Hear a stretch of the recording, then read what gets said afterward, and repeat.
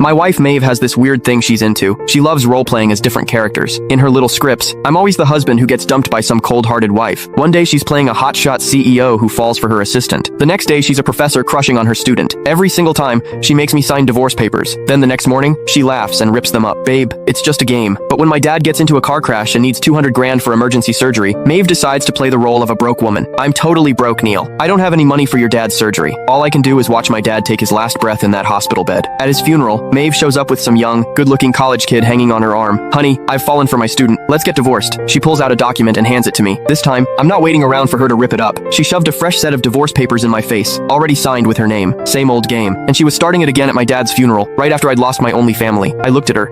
That beautiful face. For 3 years, every time she pulled out those papers, I'd play along crying, begging her to reconsider until she'd laugh, tear them up, and sweet-talk me back. She called it fun, said it kept our marriage exciting, and I bought it. But right now, my dad was lying in a casket. Before he died, he held my hand tight, eyes fixed on the door. He was waiting for Maeve, his daughter-in-law, the one he'd always treated like his own kid, to come say goodbye. She never showed. I kissed my dad one last time, then turned around and took the pen from Maeve. No crying, no screaming. I just signed my name, letter by letter, while she watched. Done. Maeve froze. The meltdown she was expecting never happened. I just stood there, dead calm. Nolan Woodward, what the hell are you playing at? She asked, annoyed. The guy next to her, Zane Kirk, picked up on the vibe. He grabbed her arm tighter. Maeve, you think he's just mad? I ignored them both, folded my copy of the papers, and stuffed it in my bag. Then I looked her straight in the eyes. Maeve, game over. The next day, I went to the courthouse and filed for divorce. The clerk looked over everything and processed it like it was just another Tuesday. When I checked my phone, it was blowing up with missed calls and texts from Maeve. Nolan, you've had your fun. Come home. I ripped up the papers. Let's just forget this happened. Did you seriously hang up on me? You're getting bold. The last one, from 30 minutes ago. If you don't come back right now, don't ever come back. I blocked her. I found a cheap apartment to rent. Once I got it cleaned up, I started looking for work. After we got married, Maeve had made me quit my job to be a stay-at-home husband, basically a prop in her dumb roleplay games. She said she loved me to her core, and that's why she wanted us to fall in love over and over, through different scenarios. She swore the cold, heartless women she played weren't the real her, just acting. Looking back now, pathetic. Maybe she was never acting. Maybe those cold, selfish masks